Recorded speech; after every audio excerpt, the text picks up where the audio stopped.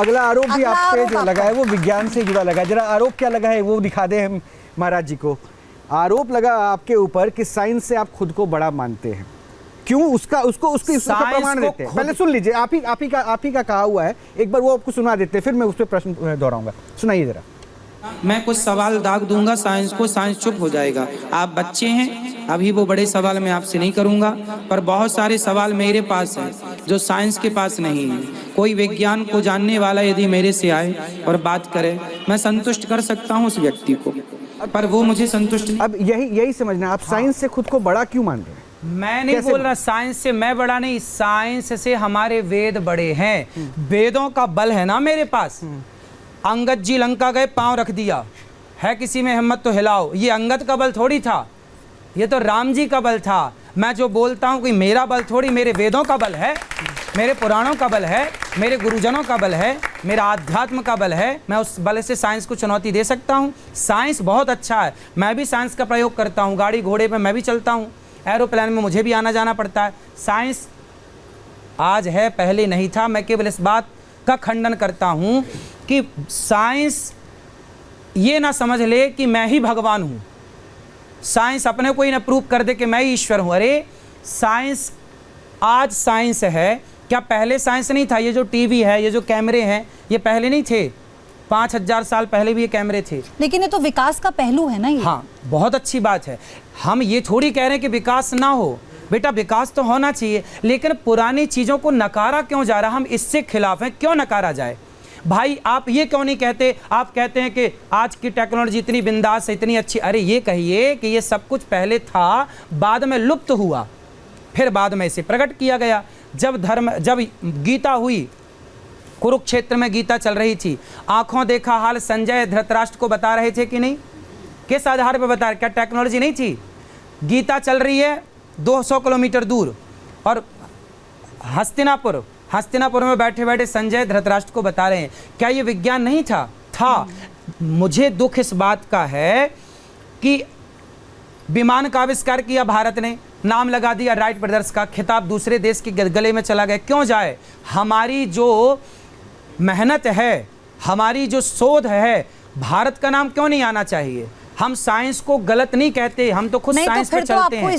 पर इसको भारत खुद से आगे आना चाहिए था आचार्य जी। हाँ? अनिरुद्ध आचार्य, आपको खुद से आगे आना चाहिए, क्योंकि आप तो कह रहे हैं साइंस को चुप करा देंगे, तो आप चुप कैसे कराएंगे फिर? आपने इतनी शानदार घड़ी पहनी है, आप एक लग्जरी गाड़ी से दफ्तर तक पहुंचे हैं, बताइए। तो फिर ये भी तो आवश्यकताओं का ही तो असर है। मैंने ये कब बोला कि इसकी आवश्यकता नहीं है? मैं ये नहीं बोल रहा हूँ कि आवश्यकता नहीं, मैं ये बोल रहा हूँ जो भारत को नकारा जाता है। भारत को सपेरों का देश बोला गया, भारत को बोला गया कि ये तो अनपढ़ लोग हैं। अनपढ़? अरे हम इतने पढ़े लिखे थे कि हमारे आर्यभट्ट ने जब 0 दिया तब तुमने आगे की गिनती पढ़ने सीखी, और हमें अनपढ़ कह रहे हो। हम केवल इस बात से केवल दुखी हैं कि हमारे देश ने ही दुनिया को विज्ञान की परिभाषा दी, हमारे देश से ही सारी टेक्नोलॉजी गई। आप जिस व्यक्ति ने परमाणु का आविष्कार किया, यूट्यूब पर वीडियो देखिएगा, जिस व्यक्ति ने परमाणु बम का आविष्कार किया उसके यूट्यूब पर जाकर देखिएगा। उसने खुद कहा कि मैं महाभारत को जब मैंने सुना तो महाभारत में ब्रह्मास्त्र नाम का एक अस्त्र था, उस ब्रह्मास्त्र से मैंने प्रेरणा ली कि ऐसा भी हो सकता है। तो महाभारत से प्रेरणा लेकर उन्होंने परमाणु बनाए। तो बताइए वो परमाणु टेक्नोलॉजी कहाँ की कहलाएगी अब? नहीं, वो तो कह रहे, वो तो ठीक बात है, लेकिन दूसरी बात, एक बात बस ये है कि आपका जो भी हमने बयान सुना ना, उसमें आपने कहा कि मैं साइंस को चुप करा दूंगा। चलिए आपको चुप कराते हैं। ये बात जो आप अभी कह रहे हैं, ये बात अगर अपने सत्संग में कह देते ना, तो शायद इसका प्रभाव होता। लेकिन देखिए हमारे साथ इतने लोग हैं। हाँ, मैं साइंस के पास पहले जाया जाए, पहले मैं आपको उत्तर दे दूं जी। मैंने कहा कि मेरे पास साइंस से जुड़ी कुछ ऐसी बातें हैं जो कुछ प्रश्न ऐसे हैं ना बेटा, साइंस के पास उत्तर नहीं है जी। आज गैलेक्सी आकाश गंगा तक साइंस पहुंची है, क्या सब तक पहुंच गई? सारा शोध कर लिया, सारा रिसर्च कर लिया, पर हमारे यहाँ तो कह दिया युग सहस्त्र योजन पर भानु।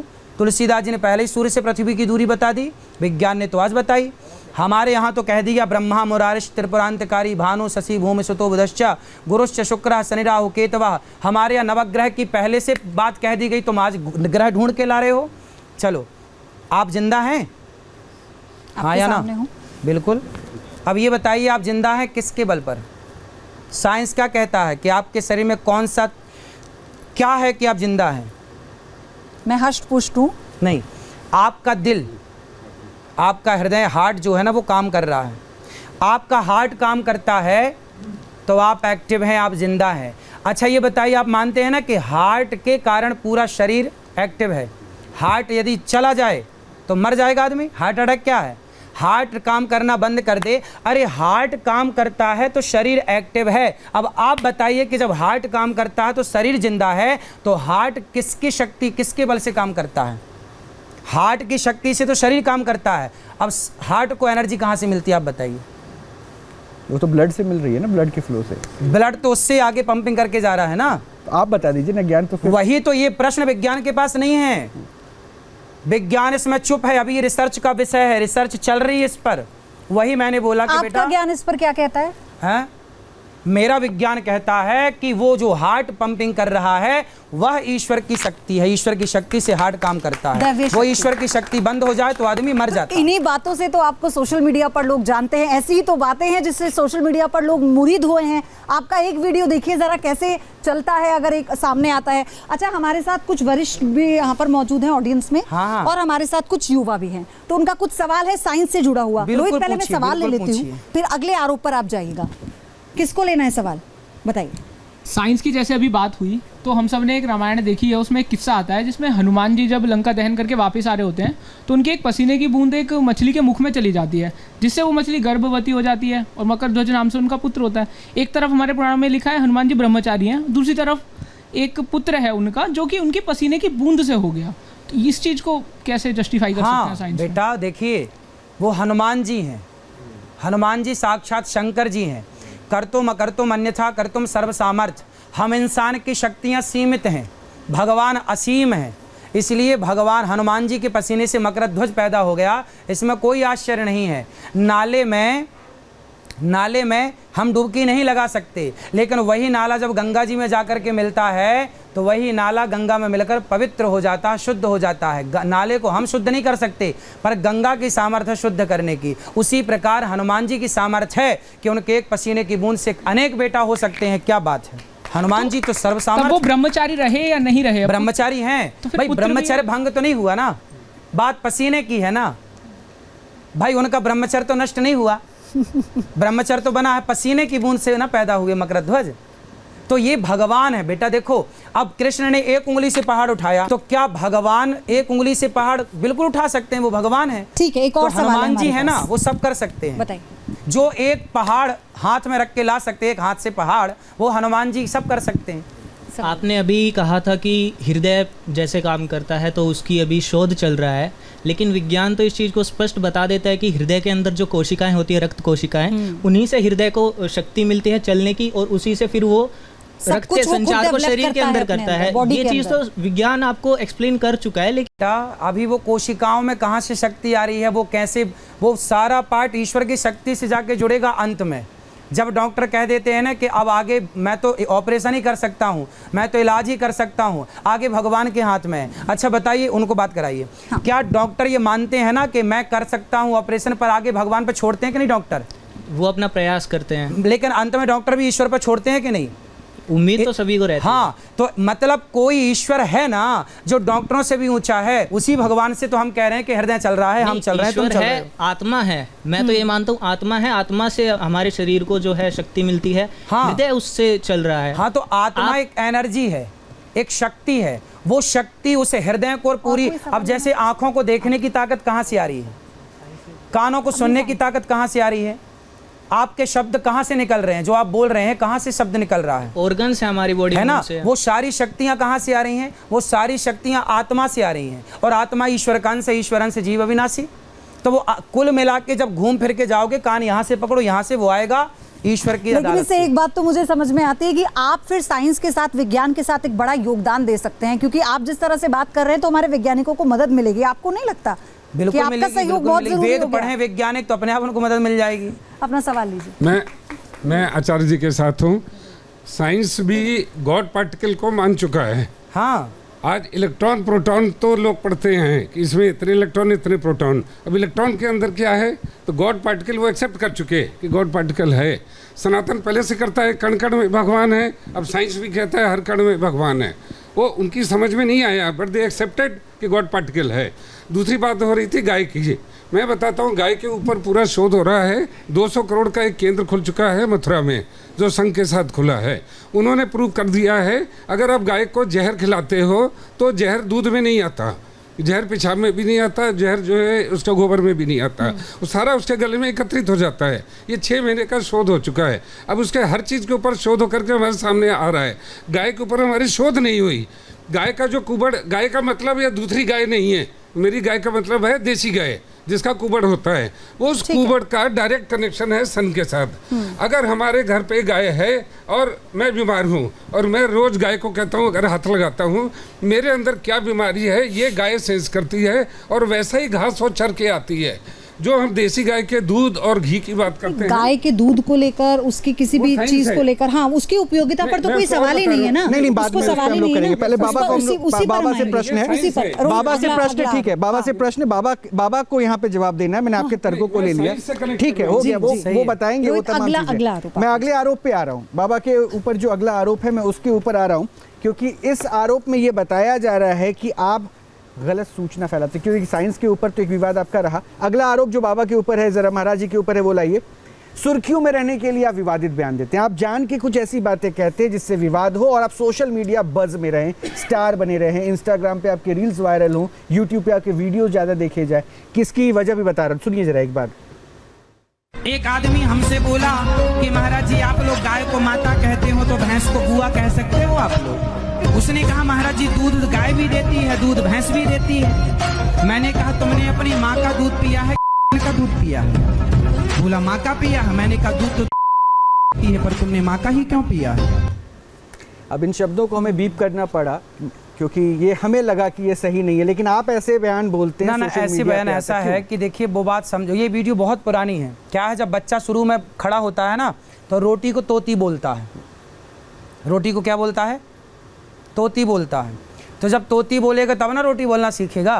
तो ये बहुत पुरानी वीडियो है, उस समय में शुरुआत थी और उस समय शब्दों की त्रुटियां हुई हैं, उसे मैंने स्वीकार किया है। तो वो शब्दों की त्रुटियां हैं। बाकी गाय का वहाँ पे महत्व मैंने बताया कि गाय गावो विश्वस्य मातरा, गाय सबकी माता क्यों है। मैं आपको बताऊं, जब देश के प्रधानमंत्री वर्तमान में उस समय पंडित श्री लाल बहादुर शास्त्री जी हुआ करते थे, उस ज़माने में अमेरिका से गेहूं आया करता था। भारत में भरपेट खाने का आप अपने बाप दादों से पूछना, पहले भारत में भरपेट खाने की व्यवस्था नहीं थी, उपजाऊ पानी की सिंचित व्यवस्था नहीं थी, तो उपजाऊ नहीं थी। और तब हमारे पुरखों को गाय ने अपने दूध से, अपने घी से, अपने मक्खन से पाला है। तो जिस गाय ने हम सबके पूर्वजों को, पुरखों को पाला है, आज उस गाय पे संकट है, तो क्यों ना हम गाय को समर्थन दें और गाय की सेवा से जुड़ें।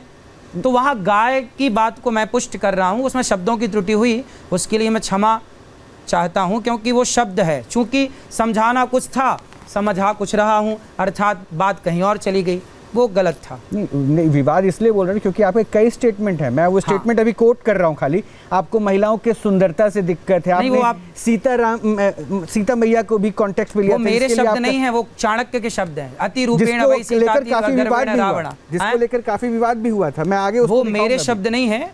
अति रूपेण वै सीता अति गर्वेण रावणा अति सर्वत्र वर्जयत, यह लिखा है चाणक्य ने। ये चाणक्य नीति का पार्ट है। जब चाणक्य नीति आप पढ़ेंगे तो चाणक्य के वचनों को भी सुनना है भाई। हम तो देखिए, हम तो पढ़ते हैं ना, तो हम सबको, हम वेद पुराण ही नहीं पढ़ते, हम आज के झांसी की रानी को भी पढ़ते हैं, महाराणा प्रताप को भी पढ़ते हैं, शिवाजी को भी पढ़ते हैं, हम तो जी आज मुंशी प्रेमचंद्र जी को भी पढ़ते हैं, गबन गोदान पंच परमेश्वर भी पढ़ते हैं। तो जब सबको पढ़ेंगे तो चाणक्य को भी पढ़ेंगे। तो जो जिसकी बेस्ट बातें, अच्छी बातें होंगी वो परोसना है। वहाँ बात क्या बोली गई?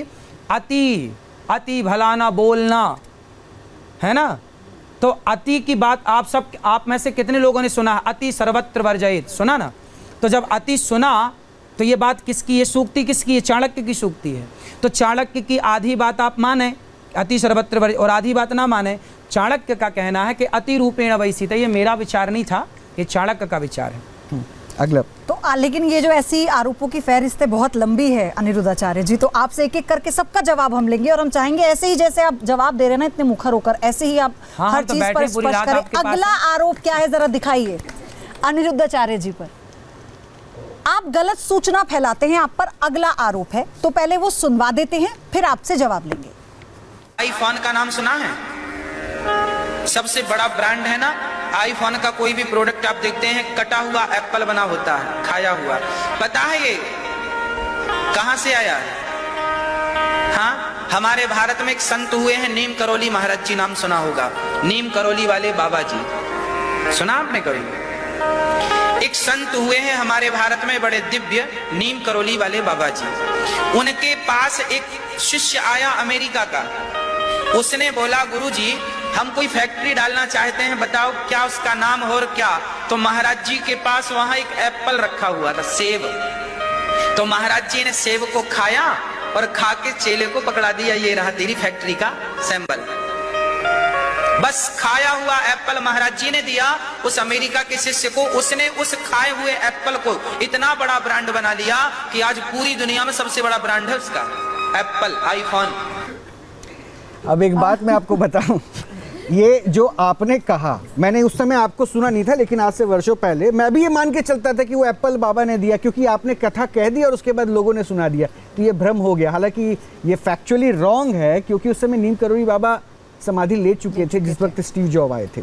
तो ये मानते हैं ना कि गलत सूचना का प्रसार हो गया आपके जरिए? अच्छा, मैं गलत बोलूं तो आप बोलेंगे गलत हो गया, और जो बड़े बड़े सुपर डुपर स्टार कह रहे हैं दाने दाने में केसर का दम, क्या ये सही है? बिल्कुल गलत है। बिल्कुल गलत है। हमने कब उसको एडमिट किया? वो गलत बोले, दाने दाने में केसर। गुटखा बेच रहे हैं, गुटखा। मैंने तो संतों को प्रमोट करने के लिए संतों की बात कही कि भाई आखिर स्टीव जॉब्स बाद में आया, आखिर आया ना, मिलने आया ना, संतों का दर्शन किया ना, वो बात चली, ये बात सही नहीं है। चूंकि मैंने किसी से सुनी थी वो बात गलत थी, जो सुनी मैंने सुनाई। लेकिन ये बात तो सत्य है कि स्टीव जॉब्स आए, संतों के प्रति श्रद्धा रखे। जब इतना बड़ा मालिक आईफोन का, इतना बड़ा धनवान व्यक्ति जब भारत के संतों से जुड़ा है, तो आप भारत के होकर भारत के संतों से क्यों नहीं जुड़ते? ये बात कहने के लिए मैंने ये बात कही थी कि संतों से जुड़ो और संतों की सेवा करो। आपको नहीं लगता कि ये जो उदाहरण था, संदर्भ था, ये गलत हो गया? क्योंकि कहाँ टीवी के कलाकार और कहाँ आप जब आप जैसे संत कथा पढ़ते हैं, कथा कहते हैं, तो आप सोचिए ना कि लाखों लोग आते हैं। उससे नुकसान किसका है? गुटखा खाने से तो सबका नुकसान है। मैंने ये बात कह भी दी तो किसका नुकसान होगा? चलिए हम पूछ लेते हैं, हमारे साथ ये ऑडियंस मौजूद है यहाँ पर। जी, आपको लगता है कि ये बात कहनी चाहिए थी या नहीं कहनी चाहिए थी? देखिए, सबसे पहले गुरु जी को प्रणाम करती हूँ और श्रीमन नारायण, राधे राधे। और हम सब जुड़े हैं आपसे, हर कथा को सुनते हैं। गुटखा तो बहुत ही गंदा है, ये बात तो है। मैंने सुना है उसमें शीशा मिलाया जाता है, शीशे का पाउडर, और ख़ास करके छोटे छोटे बच्चे 1-1, 2-2 रुपये का चीज़ खाते हैं। बहुत गलत है, बहुत गलत है। मैं तो इस चीज़ को बहुत इसका मैं निंदा करती हूँ। बिल्कुल। और ठीक कह रही हैं। साइंस देखिए, ज्ञान से विज्ञान है, विज्ञान से ज्ञान नहीं है। नहीं, मैंने कहा आप सुनती हैं ना महाराज जी को, तो महाराज जी ने जो बात कही वो कहते हैं कि मैंने सिर्फ ऐसे ही कह दी थी। आपको लगता है कि वो ऐसे ही कह देनी चाहिए थी या नहीं? नहीं, वो मैं तो ऐसा नहीं मानती। मैं मानती हूँ महाराज जी बातों के संदर्भ में देखिए, समझाने के जो जिस तरह से समझे। चलिए ठीक है, आप बताइए। तो सामने वाला गलत कर रहा है तो उसका मतलब आप भी गलत करोगे। अगर वो समुद्र में कूद के जान दे रहा है, चलो मैं कुएं में कूद जाता हूँ, ये लॉजिक बताइए। बेटा ये लॉजिक नहीं है। ऐसा है, उस बात से किसी प्रकार की हानि नहीं है, तो गलत उस बात से किसी का कोई नुकसान हो तो बताओ। नहीं, मेरा एक प्रश्न भ्रम तो फैलाना गलत है। एक प्रश्न भ्रम नहीं है। अभी थोड़ी देर पहले आपने कहा, अच्छा ये बताओ बेटा जी, दीवार के कान होते हैं? सुनाओ आप। नहीं होते हैं? नहीं होते। नहीं। लेकिन तुम्हारे बाप दादे पुरखे तो कहते आए हैं कहावत, भाई धीरे बोल दीवार के कान होते हैं। वो कहावत है। हाँ मैं बोल रहा हूँ ना, बात कराओ। ऐसी कई कहावत और मुहावरे हैं हमारे। बेटा ऐसा है, कहावत बोली गई ना, यदि कहावत सही है तो भाई मेरा भी तो मोटिव सही था कि संतों से जुड़ो, उद्देश्य ये था। वो बात सही थी गलत थी उस पर ना जाकर मेरा उद्देश्य क्या है कि भाई आज की युवा पीढ़ी को कहाँ जुड़ना चाहिए। जब स्टीव जॉब्स जैसे लोग संतों से जुड़े हैं तो आपको जुड़ना चाहिए। लेकिन झूठ और सच का एक बारीकी पैमाना होता है आचार्य। वो जैसा मैंने सुनाया। नहीं, मुझे इस पे एक प्रश्न पूछना है पयोधी, उसके बाद फिर आप ऑडियंस लेंगे। अभी महाराज जी आपने कहा कि सीता मैया के ऊपर जो शब्द आपके थे जिस पे विवाद हुआ वो चाणक्य की नीति से आपने पढ़ा तो आपने बता दिया। आपने वहां पर अपनी गलती नहीं मानी और ये कह दिया कि वो तो लिखा था, आपने पढ़ के बताया। हाँ। और अभी आप ये कह रहे हैं जो गलत आपने इंफॉर्मेशन दिया उसमें आप ये कह रहे हैं कि वो मुझे बताया गया संतों को जोड़ने के लिए मैंने कह दिया। तो मतलब दोनों बड़ा सरल हो जाता है। देखिए शब्दों के मामले में आपसे कोई जीत नहीं सकता, इसलिए ये रास्ता भी आप जीत सकते हैं। नहीं, ये रास्ता भी आपने चुन लिया और साबित कर दिया कि वो गलत इंफॉर्मेशन हो लेकिन मैंने जोड़ लिया। ये बता रहे हैं ना फिर आप। तो ऐसा है कि देखो कुल मिलाकर के एक सही पक्ष रखना है। कोई बात चलो मेरे मुंह से वो बात निकल गई, गलती है, पूरी बात तो गलत नहीं है। बिल्कुल गलत। उसका देखिए उसका उद्देश्य ये नहीं है कि मैं आपको आतंकवादी बना रहा हूं, मैं आपको गलत रास्ता दिखा। उसका उद्देश्य ये है कि आज की युवा पीढ़ी को संतों से जुड़े रहना चाहिए। यदि इस बात को कहने के लिए मुझे जरा, आज कवि लोग क्या कहते हैं, छोटी सी बात को बड़े तरीके से उनको समझाया जाता है, तो मैंने भी अपने तरीके से समझाया कि भाई जुड़े रहो, है ना। इससे बोलते हैं छोटी सी बात को आप लोग उसे उसके भाव को समझिए, उसके शब्दों में ना जाओ। अनिरुद्धाचार्य जी भाव तो हम समझ गए हाँ। लेकिन मुझे एक बात याद आई, आप जवाब दीजिएगा। जैसे आपने कहा ना कि मैंने तो साधु संतों के प्रति समर्पण के लिए कह दिया था। अब मान लीजिए आपकी बात को सुनकर हाँ। कोई पाखंडी जिनको हम एक्सपोज कर रहे थे वो भक्तों को बोले लो सेब मैं एक बाइट लेकर देता हूँ, ले जाओ, इसे रख लेना, इसे खा लेना, सब दुख दूर हो वो जाएंगे। नीम करोली बाबा बन जाएंगे कि वो स्टीव जॉब्स बन जाएंगे लेने वाले। तो आप देखिए ना डंडे से इलाज करवाने वाले भी हैं, कंबल से इलाज करवाने वाले भी हैं, तो झूठा सेब खाने वाले क्यों नहीं होंगे? हो गया जो हो गया, बार बार थोड़ी होते, स्टीव जॉब्स बार बार हो जाएगा। अच्छा ठीक है, आप अपना सवाल लीजिए। तो महाराज जी आप कह रहे हैं जैसे कि आज की युवा पीढ़ी को आप संत धर्म की तरफ से जोड़ने के लिए, मतलब किसी बात को आप बोल दे रहे हैं कि स्टीव जॉब्स को सेब खा के दे दिया तो उन्होंने कंपनी बना ली। तो अब जैसे आज की युवा पीढ़ी जब थोड़ी सी बहुत कुछ बातें जान जाती है तो वो आजकल मतलब बाबाओं की कई बातों का थोड़ी बहुत रिसर्च करती है और फिर बाद में पता चले कि ये तो झूठ है, ये कभी हुआ ही नहीं, तो क्या वो जुड़ने के बहाने ज़्यादा टूट नहीं रहे? बेटा बाबाओं पर रिसर्च करते हो कि झूठ बोलते हैं, कभी सुपर डुपर स्टारों पर रिसर्च कर लिया करो तो कि वो गुटखा तो खिला रहे हैं, पैसों के लिए कुछ भी कर डर देंगे के ना। आगे जीत है, वो पेप्सी कोका कोला मैच के वही तो बात है, बर्बाद कर रहे हैं। वो तो एक्टर हैं, वो फिल्मों में कुछ और नहीं तो वो बोलेंगे, एक्टर हैं, कुछ वो और गलत बोलेंगे। करें वो सही है, वो उनकी गलत बात करें को तो मैं मानता ही नहीं, मैं आपकी बात मानूंगा ना। हाँ तो मेरी बात ये मानो कि संतों से जुड़े रहो बस, वो तो मैं मानता हूँ। ये एक सामाजिक ताना बाना है, ये सामाजिक ताना बाना है अनिरुद्धाचार्य, और इसमें सबका अपना किरदार है, सबका अपना योगदान है, तो आपका अपना योगदान है, इसकी तुलना तो आप किसी से नहीं करेंगे। हाँ फिर हमें अगले आरोप पर जाना है। मेरे भाई संतों से जुड़े रहने में हमें क्या सिखाता हूँ, देखो मैं खुद माताओं की सेवा करता हूँ, 280 माओं की। जब मैं माओं के पांव दबाता हूँ ना, अभी देखो आपने इतने आरोप लगाए पर आपने अभी तक ये नहीं बताया कि अनिरुद्धाचार्य वृद्ध माओं के पांव दबाता ताकि बच्चे सीखे पांव दबाना। आपने हर चीज माइनर चीज नेगेटिव चीज उठाई है। आपकी सारी चीजें हमारी रिपोर्ट में आएंगी, आप निश्चिंत रहिए। चलिए आपकी, क्योंकि आरोपों पर ही जवाब लिया जाता है, अच्छाइयों पर नहीं। आचार्य अच्छाइयों को तो फॉलो किया जाता है। चलिए एक बात बताइए, हाँ। आपकी अच्छाई को अगर हम गाएं तो मुझे लगता है ये कहना बेईमानी होगी कि इतने लोग यहाँ बैठकर तालियां सिर्फ आपको बजाने के लिए कह रहे हैं, आप आए तो आपके साथ तस्वीर खिंचाने के लिए कह रहे हैं, तो अच्छाई तो आपकी आगे चल रही है। हम तो वो जो पीछे बुराई है वो कहीं पीछे छूट जाए, हम उसको सामने लाने की सवाल है, कोशिश कर फिर रहे आप हैं। दूसरा आरोप लीजिएगा। जी इस बात में मैं अनिरुद्धाचार्य जी के साथ इनका समर्थन करती हूँ, क्योंकि इनका जो उद्देश्य था बहुत अच्छा है हमारे, क्योंकि इनका काम ही सनातन हमारी सभ्यता का, हमारे धर्म का प्रचार करना है और उसका साथ देना है। लाजपत जी ने, केसरी जी ने गणेश चतुर्थी, गणेश पूजा का आयोजन किया महाराष्ट्र में। उनका उद्देश्य था कि अंग्रेजों से हमारे देश की रक्षा करना। उन्होंने कहा कि इसी समय पर शाम को, सुबह को आप सब एकत्रित हुइए और हम गणेश पूजा करेंगे। और वो उस गणेश पूजा में हमारे जो क्रांतिकारियों को इकट्ठा करने के बाद में ये योजना बनाते थे कि हमारा देश किस तरह से आज़ाद होगा।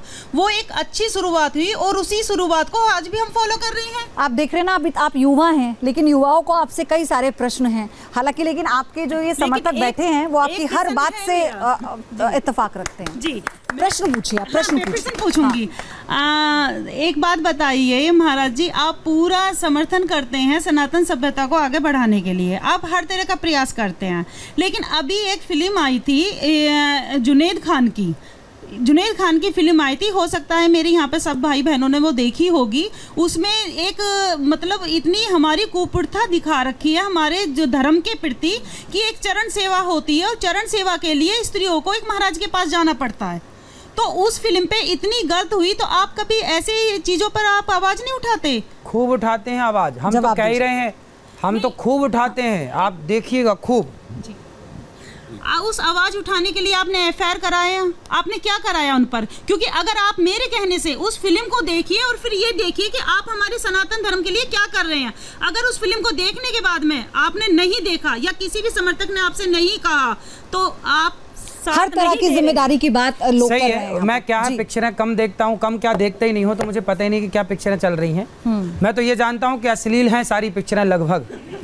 इस पर भी हम आएंगे। रोहित, अगला आरोप हम ले लेते हैं। तो वैसे तो बाबा को अभी महाराज जी को आरोपों से अभी शिकायत हुई, लेकिन मैंने बताया कि आरोप इसलिए क्योंकि सोशल मीडिया पर आप रहते हैं तो कुछ विवाद जुड़ जाता है, लेकिन आरोप के सिलसिले को मैं थमने नहीं दूंगा। अभी आरोप और जो है वो आपके सामने लेकिन आप हमें तैयार लग रहे हैं एकदम हर जवाब के लिए। ये हैं, हाँ। ये मैंने क्या कहा कि ये इतने पॉजिटिव हैं कि हर आरोप का सामना बड़ी पॉजिटिवली कर रहे हैं और बता भी रहे हैं, और ये जरूरी है, कम से कम वो आरोप है तो उस पर क्लियरिटी सबके सामने आनी चाहिए। तो अगला आरोप लाइए, बाबा के ऊपर क्या लगा है? तथ्यों को तोड़ मरोड़ कर पेश करते हैं। महाराज जी, तथ्यों को, फैक्ट्स जो होते हैं उनको आप अपने हिसाब से मोल्ड कर देते हैं, क्यों? तो एक बार वो भी सुन लेते हैं। भागवत जी के अष्टम स्कंद के 10वें अध्याय में लोग कहते हैं भागवत जी में राधा का नाम नहीं है, राधा का नाम नहीं है। ये लोग गलत कहते हैं, जो भी कहता है गलत कहते हैं। लिखा हुआ है, मैं आपको श्लोक दिखा रहा हूँ। भागवत जी के 8वें स्कंद के 10वें अध्याय में श्लोक नंबर 40 है, लिखा है उद्यतायुध दौरदंडई राधावंतो भटान मृधे। आधावंत है, आधावंत में दौड़ते हुए या संधि हो गई है। क्या है महाराज जी, जरा इस पे बताएंगे क्या तथ्यों को तोड़ मरोड़? क्योंकि अभी हमने थोड़ी दिन पहले तथ्यों को तोड़ मरोड़ के नहीं बताया जाता, आप स्पष्ट जानिएगा। ये शास्त्रों की चर्चा है, बहुत गहन है, बहुत गंभीर है। आपको मैं बताऊं राधा कौन है, तो पुराणों में मिलता है कि जैसे हमारी आत्मा कौन है, हमारी आत्मा है परमात्मा, ईश्वर अंश जीव अविनाशी। हमारी आत्मा कौन है? ईश्वर का अंश है। तो जब हमारी आत्मा ईश्वर का अंश है तो सवाल खड़ा हुआ कि फिर कृष्ण की आत्मा कौन है, क्योंकि हमारी आत्मा तो परमात्मा है, तो परमात्मा की आत्मा कौन है? तो भागवत जी में आया, पुराणों में, अन्य पुराणों में आया कि कृष्ण की आत्मा का नाम ही राधा है। ये प्रमाण है, लिखा हुआ। कृष्ण की आत्मा कौन है? ये तो प्रेम का भाव हो गया ना, लिखा है, प्रेम रैम से नहीं, स्पष्ट लिखित में प्रमाण है। राधा कौन है? कृष्ण की आत्मा। अब बताइए कि भागवत में जिन कृष्ण का वर्णन है वो बिना आत्मा वाले कृष्ण का वर्णन है या आत्मा वाले कृष्ण का वर्णन है? आत्मा वाले कृष्ण का वर्णन है। तो जहाँ कृष्ण है वहाँ उनकी आत्मा है, मतलब वहाँ उनकी राधा है, और वहाँ लिखा है राधावंतो भटान मृधे। और एक बात और समझ लीजिए शास्त्रों की, शास्त्र को समझने के लिए क्या चाहिए? भावग्राही जनार्दना। बच्चा तोती कहता है तोती, तो समझा तो रोटी ही जाता है ना।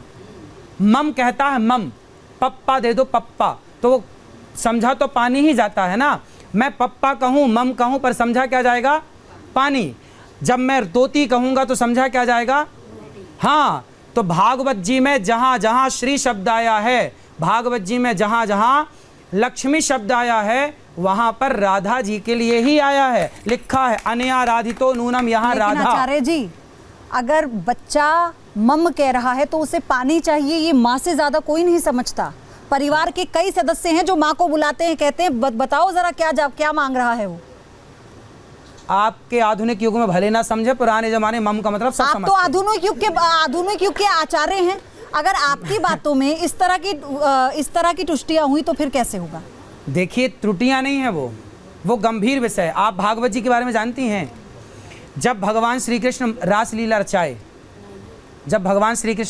रचाए, तो क्या हुआ, भगवान श्री कृष्ण गोपियों को लेकर के, राधा रानी को लेकर अंतर्धान हो गए, चले गए। जिस सखी को लेकर के भगवान श्री कृष्ण रास से अंतर्धान हुए थे, गए थे, वो सखी कौन थी? लिखा है अनया राधितो नूनम, वहाँ राधा ही है। भागवत जी में राधा शब्द, भागवत जी में राधा है, रास पंचाध्यायी में ये बात मैंने पुष्ट की। और वहाँ लिखा है, देखो वहाँ पर क्या है, उज्जितायुध दौर दंडई राधावंतो भटान मृदे, लिखा तो है राधा। अब जिसको पाठ करेंगे तो राधा ही आएगा, पर वहाँ व्याख्या में आधावंतो हो जाएगा, पर उच्चारण में तो राधा लिखा है, उच्चारण तो राधा ही होगा। जब उसकी व्याख्या करेंगे, संधि विच्छेद करेंगे तो वो आधा हो जाएगा, पर उच्चारण में तो राधा है। इसलिए वहाँ पर जो है, वहाँ भागवत जी में मेरी दृष्टि, कोई माने ना माने, ये देखो उनके विचार हैं कि वो नहीं मानते, आपके विचार हैं कि आप भागवत जी में राधा माने या ना माने, ये आपकी स्वतंत्रता। पर मेरी स्वतंत्रता कहती है, मेरे गुरुजनों का आदेश कहता है कि भागवत जी में राधा है, क्योंकि कृष्ण के प्राण राधा। क्या वाकई ऐसे समय में जहां हम हैं, सनातन खतरे में है क्या? हिंदू खतरे में है क्या? इसके पीछे तथ्य है, बांग्लादेश में जो हो रहा है वो भी है। क्या वाकई सनातन को संभालने की जरूरत है? अगर है तो वो जिम्मेदारी किसकी है? पाकिस्तान से सारे हिंदू खदेड़ दिए गए, बांग्लादेश से सारे हिंदू खदेड़ दिए गए, कश्मीर से सारे हिंदू खदेड़ दिए गए। आज हिंदू अपनी सुरक्षा चाहता है, हिंदू अपना भला चाहता है, तो शास्त्र के साथ शस्त्र की विद्या भी आनी चाहिए। अपनी बेटियों को झांसी की रानी बनाओ और अपने बेटों को शिवाजी बनाओ। यदि नहीं बनाए तो ये बेटियां और ये बेटे आपस में आने वाले समय में मरने के लिए तैयार रहिएगा, क्योंकि कश्मीर से खदेड़े गए तो दिल्ली बंबई में आके बसे। जिस दिन भारत से खदेड़े जाओगे, कहाँ जाओगे? क्या बांग्लादेश और पाकिस्तान इसका उदाहरण नहीं है? इसलिए आज हमारे भगवान ने गीता सुनाई अर्जुन को, गीता के ज्ञान की जरूरत थी। यदि आप गीता से समझें तो मैं आपको गीता समझाऊं, लेकिन आप गीता से नहीं समझेंगे तो सुदर्शन चक्र तो श्री कृष्ण को भी उठाना पड़ा। यदि कृष्ण को सुदर्शन चक्र उठाना पड़ा तो इन्हें बहन बेटियों को भी झांसी की रानी बनना पड़ेगा अपनी रक्षा के लिए। आप भी सीख लीजिए ये बात। नहीं, लेकिन क्या आप कह रहे हैं कि सनातन को हथियार उठा लेना चाहिए? क्यों सर, हमारे तो शंकर जी त्रिशूल लेके चलते हैं, हमारे तो हनुमान जी गदा लेकर के चलते हैं, हमारी तो दुर्गा तलवार लेकर के चलती हैं। क्यों? हमारे तो भगवान ही कह रहे हैं, बांसुरी बजाने से काम हो जाता तो चक्र उठाने की क्या जरूरत थी श्री कृष्ण को? जहाँ जब आदमी बातों से ना समझे तो फिर उठाने पड़ते हैं। कानून का क्या होगा? कानून क्या हुआ? कानून का बांग्लादेश में है तो कानून, वो तो बांग्लादेश है ना, हम तो भारत में। अरे भाई, तो क्या हुआ कानून का? जब कश्मीर से खदेड़े गए तब कहाँ था कानून? कश्मीर से खदेड़े गए तब भी तो कानून था, पुलिस थी, सेना थी। किसकी रक्षा हुई? सारे पंडित खदेड़ दिए गए। जिस दिन आएगा ना तो कानून धरा रह जाएगा। लेकिन इस बीच ये भी आपको नहीं लगता कि धर्म पे नाम पर उकसावा भी होता है? बांग्लादेश को देखने के बाद यहाँ पर ऐसे कह दिया जाता है। कैसे? हम तो आपकी रक्षा के लिए कह रहे हैं झांसी की रानी बनो। नहीं, महिलाओं को अपनी रक्षा की जब बात आती है ना, तो आचार्य जी तो आप भी जानते हैं, चाहे भागवत हो चाहे रामायण हो, महिलाएं कभी पीछे नहीं रही हैं। लेकिन दूसरी बात यह है कि धर्म के नाम पर उकसाना किसी भी धर्म के लोगों को, आपको नहीं लगता कि ये आपसी सौहार्द को भी बिगाड़ता है? देखो, हनुमान जी लंका गए तो हनुमान जी लंका जब गए तो वहां पर पूछा रावण ने, क्यों तुमने हमारे राक्षसों को क्यों मारा? तो हनुमान जी ने उत्तर दिया, सुन रावण, मैंने नहीं मारा, जिन मोहि मारा ते मैं मारे। जिन्होंने मुझे मारा, अब हमारी बहन बेटियों के साथ दुराचार हो, हमारे साथ गलत हो और हम बैठे देखते तमाशा देखते रहें, इसके लिए हम मारेंगे नहीं। हम किसी को छेड़ते नहीं हैं, लेकिन हमें कोई छेड़ेगा तो छोड़ते भी नहीं। अच्छा, आपकी ये बात सुनकर तो हो सकता है कि कई लोग हथियार उठा लें गुरु जी। आपकी इन बातों को सुनकर हो सकता है कई लोग हथियार उठा लें, लेकिन आप फिर क्या करेंगे? ये बोला है कि पहले गीता पढ़ो, गीता पढ़ोगे, शास्त्र पढ़ोगे तो शास्त्र ये बताएगा कि हथियार कब उठाएं कब ना उठाएं। हथियार का ज्ञान तो रखो, पर भाई पे उठाएं कि ना उठाएं, भाई पे क्यों उठाएं, अपनों पे क्यों उठाएं? हथियार उन पे उठाओ जब आपके देश पर संकट आए, आतंकवादी सामने खड़े हों और आपकी बहन बेटी की आबरू लुट रही हो, उस समय आपको हथियार से बात करनी चाहिए। वहां गीता काम ना आएगी। तो महाभारत में तो हथियार ही उठा, फिर हुआ अंत क्या? हाँ, महाभारत में तो हथियार ही उठा था, अंत क्या हुआ? हाँ, तो अंत जीत हुई सत्य की, तो मतलब पांडवों की। मतलब आप इस बात को सही कहते हैं कि अगर रक्षा में खून बहता है तो बहे। भाई, रक्षा में तो बहाना ही पड़ता है सरकार। कश्मीर से भागे तो थे, क्यों भागे? बांग्लादेश से क्यों भागे? मेरा मन क्या है, मैं चाहता हूं कि भागो मत, डटकर सामना करो, कहां भाग के जाओगे? इसलिए लड़ो, लड़ना सीखो अपने अधिकार के लिए। पांडवों ने अपने अधिकार की लड़ाई ना लड़ी होती तो क्या सीधे मुंह कौरवों को दे देते राज्य? फिर सीधी बातें कोई नहीं सुनता। लेकिन एक पूरा जीवन बीत जाता है उस सच्चाई की लड़ाई में। इससे बेहतर है कि मध्यस्थता कर कर अगर आपसी बातचीत से सौहार्द बन जाता है तो फिर क्या दिक्कत है? ये भी एक विकल्प है ना। हम थोड़ी कह रहे हैं कि लड़ो। पांडवों का जीवन संघर्षपूर्ण था, कहीं भागे, गए तो थे शांति कहीं दूत भागे, बनकर। लाक्षागृह में आग लगा दी, फिर जान बचा के भागे, फिर कहीं छिपे, फिर वहां सतपुड़ा की गुफाओं में चले गए। तो कहाँ जीवन जिया उन्होंने? फिर यही हुआ ना। लेकिन अगले आरोप पर आते हैं, क्योंकि आपसे तो ये बातचीत बीच बीच में हमारी चलती है। कौरवों को समझाने श्री कृष्ण गए थे शांति का प्रस्ताव लेकर। कहा था दुर्योधन 5 गांव दे दो, बोला सुई की नोक बराबर नहीं दूंगा। जब नाश मनुज पर छाता है पहले विवेक मर जाता है।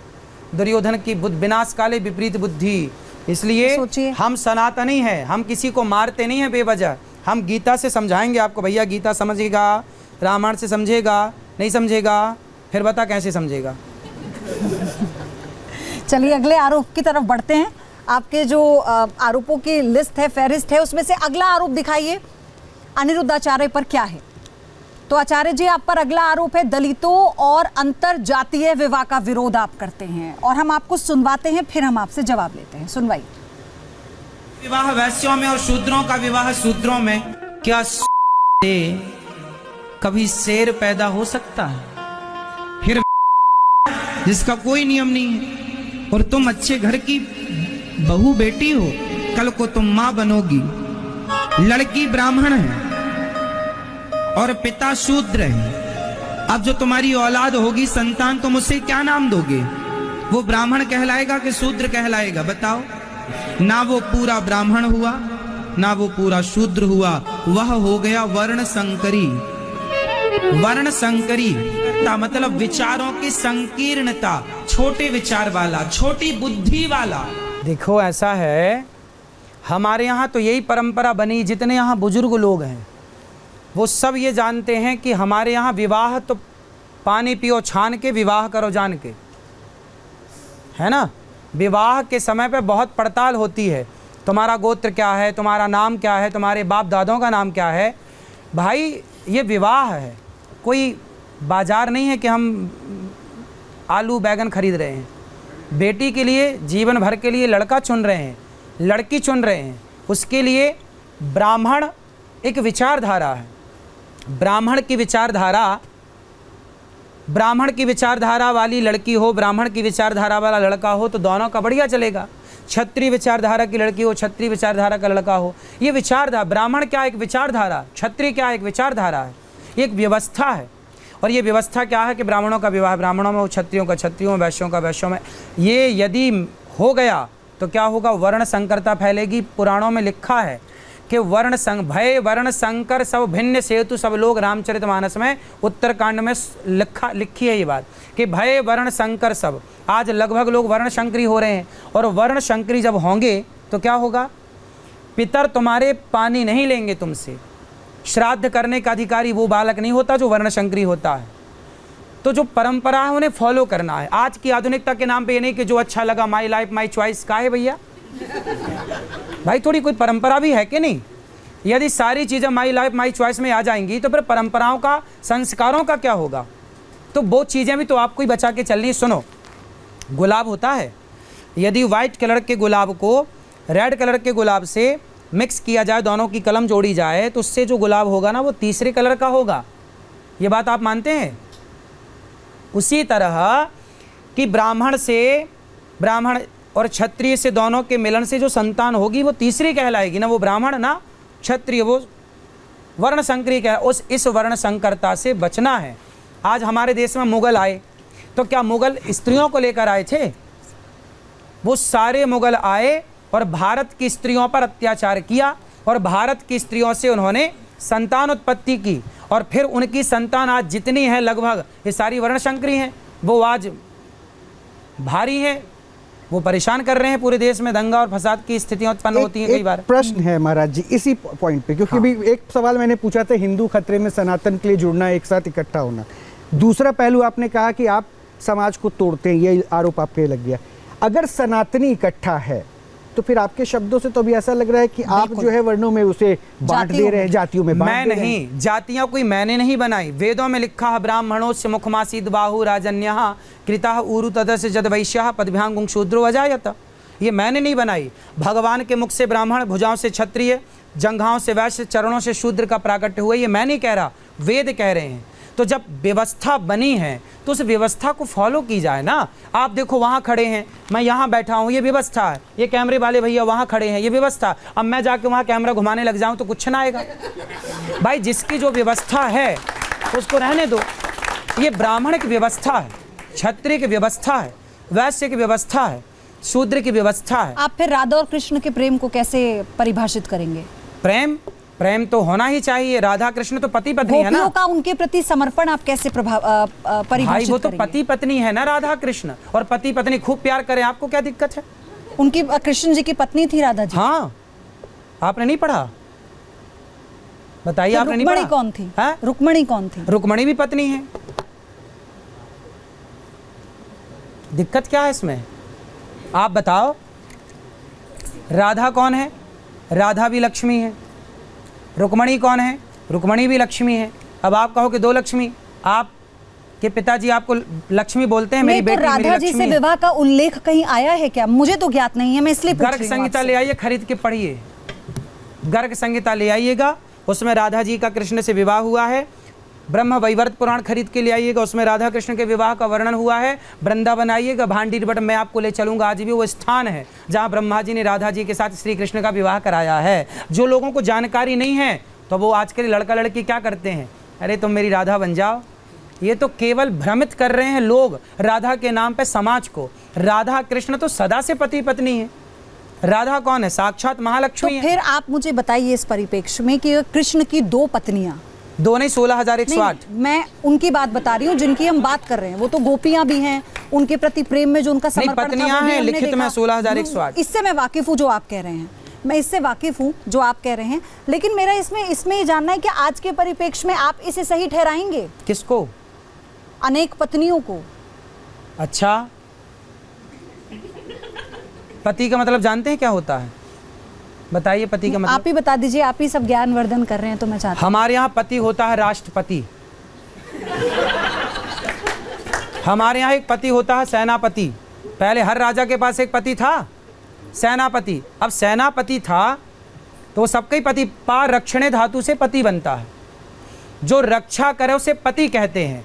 और आप एक आरती गाते हैं, गाओ मेरे संग। तुम हो एक अगोचर सबके प्राण। तो सब आप जो प्राण ले रही हो मेरी बहन, ऑक्सीजन, तुम्हारे भी पति भगवान ही हैं।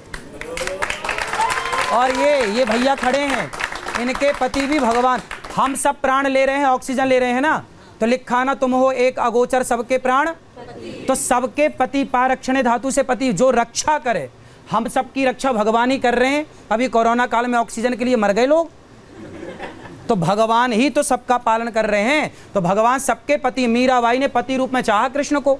आपको कोई ऐतराज मीरा से? तो फिर पत्नी का उल्लेख भी कर दीजिए। पहले मेरी प्रश्न का उत्तर दो जी, कि मीरा ने कृष्ण को पति रूप में चाहा। कोई ऐतराज नहीं, वो उनकी भक्ति है, उनका समर्पण है। सतयुग त्रेता द्वापर, सतयुग त्रेता द्वापर की जितनी स्त्रियां मीरा जैसी होती हैं, जो कृष्ण को पति रूप में चाहती हैं, वो सारी नारियों को भगवान द्वापर में इकट्ठा करते हैं। सबके लिए अलग अलग तो आ नहीं सकते ना, तो सबको इकट्ठा करते हैं और भगवान आते हैं और सबके मेरा ये सवाल पति के रूप, पत्नी के रूप में स्वीकार करके सबका आज के परिप्रेक्ष्य में अगर कोई लड़की, कोई स्त्री इस तरह के प्रेम में हो तो आप उसका उल्लेख कैसे करेंगे? क्योंकि उस पर भी मैं आऊंगी। मीराबाई तो प्रेम करती थी श्री कृष्ण से। नहीं तो अगर आज के परिप्रेक्ष्य में कोई लड़की किसी के प्रति इतना प्रेम रखती हो तो उसका उल्लेख आप कैसे भाई करेंगे? भगवान के प्रति रखे तो अच्छा है ना। ये लिव इन में रह के क्या कर लेगी? भाई मीरा ने किससे प्यार किया? किसी लड़के से किया? जगत के पालनहार से ना किया। तो भगवान से प्यार करना कौन सा गुनाह है? जाकी रही भावना जैसी, प्रभु मूरत देखी तिन तैसी। भगवान को आप पति रूप में चाहो, पिता रूप में चाहो, यशोदा ने पुत्र रूप में चाहा, द्रौपदी ने भाई के रूप में चाहा, अर्जुन ने मित्र के रूप में चाहा, जिसने जिस रूप में चाहा भगवान ने उसे उस रूप में दर्शन दिया। तो पति रूप में चाहा, पति रूप में मिल गए। गोपियां पति के इसी रूप पर में। अगला आरोप ले लेते हैं, फिर इसी बात को यहीं से आगे बढ़ाएंगे। रोहित, देखिए, आरोप जो है वो एक बार बाबा के सामने रख दिया जाए, महाराज जी के सामने रख दिया जाए, क्योंकि मैं तो उस आरोप के साथ एक पॉइंट और ऐड करूंगा। हाँ। युवाओं के प्यार के विरोधी हैं, युवाओं के प्यार के विरोधी। देखिए, प्रश्न का सारे जवाब आप युवाओं ने लगातार दे हंसना भी रहे शुरू कर थे दिया। और युवा बहुत सारे हैं जो आपको सुन रहे हैं। अब ऐसा तो क्यों? सवाल और उसके होंगे पीछे सबके एक पास। तर्क भी है। बाबा क्या कहते हैं वो सुन लीजिए, महाराज जी क्या कहते हैं। पहले प्रेम का अर्थ कुछ और था, आज प्रेम का अर्थ कुछ और लोग कर रहे हैं। प्रेम आज स्कूल में, कॉलेज में लड़का लड़कियां प्रेम करते हैं। अब बताओ, जो स्कूली प्रेम है आज का, वो प्रेम है क्या? प्रेम की परिभाषा उनके प्रेम में लागू हो रही है? बिल्कुल नहीं। आजकल स्कूल कॉलेज में जो प्यार हो रहा है लड़का लड़कियों का, फेसबुक वाला, व्हाट्सएप वाला, I love you too, I love you, ये सब प्यार नहीं है। ये क्या है? क्या है ये? केवल हवस है। अपनी बेटियों को ये केस जरूर दिखाइएगा कि देख लो आंखें फाड़ फाड़ करके, जो तुम्हें प्यार का भूत सवार है ये दुनिया। जो लड़की के 35 टुकड़े हुए, इस लड़की ने भी उस लड़के से प्यार ही तो किया था। क्या किया था? प्यार किया था। लेकिन उस लड़के के पास तो ऐसी 4 लड़कियां और थीं, उसके पास तो ऐसी 4 और थीं, तो उसने काट दिया। जिसे तुम प्यार कहती हो मेरी बेटी हो, मेरी बहनों, प्यार नहीं है, वो वासना है, वासना। कब समझोगी इतनी सी बात? आचार्य जी आपके पास आऊं उससे पहले मैं चाहती हूँ युवाओं के सवालों से शुरू करती हूँ। उनके पास इस पर बहुत से सवाल हैं। कौन पूछना चाहते हैं सवाल? आप पूछना चाह रहे थे? नहीं, मेरा दूसरे पॉइंट से चला गया। अच्छा, उसको कौन है और यहाँ पर जो पूछना चाहता है? अच्छा, आपको पूछना है। गुरुजी श्री राधे राधे, जय श्रीमन नारायण। मैं यही सब सुन करके बड़ी थोड़ी सी व्यथित हो जाती हूँ कि आप इतना अच्छा सब कुछ बोलते हैं और सब करते भी हैं, और बल्कि हम लोग युवा भी फॉलो करते हैं। लेकिन पता नहीं क्यों नए युवाओं में क्या बीमारी लग गई है कि लेकिन चुके मगर परंतु ही ढूंढते हैं। सही है मैया। आपका सवाल क्या है? हाँ, मेरा ये सवाल है कि इस पर आप थोड़ा इन लोग को, हम लोग अच्छा ठीक आप बताइए किसका सवाल है? आपका सवाल है। अभी हम सभी ने एक 12th फेल करके मूवी देखी जिसमें प्रेमिका का बहुत अहम रोल था उनकी जर्नी में। तो आजकल के इस तनाव भरे जीवन में यदि कोई प्रेमी या प्रेमिका उनको थोड़ा सहयोग करके उनकी जर्नी में उनको हेल्प करता है तो उसमें क्या गलत है? आप क्यों, माँ बाप का सहयोग पर्याप्त नहीं है? नहीं, माँ बाप से तो दूर थे ना वो। तो माँ बाप के पास रहे ना, माँ बाप से जुड़े रहे, कनेक्ट रहें। एक लड़की के साथ एक दोस्त बना लो, लड़का बना लो, लड़के के साथ रहो, लड़कियां लड़कियों के साथ, लड़की की संग। सारी लव स्टोरीज गलत थोड़ी ना है। कुछ गलत चीजें तो, अब सारे संत गलत थोड़ी ना है, लेकिन कुछ संत भी गलत हैं, तो आप सभी लव स्टोरीज को गलत? बेटा ऐसा है, लिव इन में रहने का कल्चर ही गलत है। लिव इन का जो कल्चर है, ये लिव इन क्या है? हमारे भारत के कुत्ता पहले से लिव इन में रहते हैं। हमारे भारत में कुत्ता और बिल्ली। आचार्य जी, प्यार सिर्फ एक, ये तो एक पहलू हो गया समाज का जो लिव इन में रह रहे हैं, और अब इस देश में कानून है, चलिए वो उनकी अपनी राय है, आप उस पर अपनी राय रख रहे हैं, लोग माने ना माने अलग बात है। लेकिन जो लिविंग में रह रहे हैं सिर्फ एक वही प्रेम नहीं है, ऐसा नहीं है। लोग प्रेम विवाह कर भी अपनी शादियों को बहुत अच्छे से निभा रहे हैं। लिव इन के नाम पर बेटा आजकल क्या है, लड़कियों का शोषण हो जाता है। फिर बाद में वो लड़कियां अब जाएं तो जाएं कहाँ, करें तो करें क्या?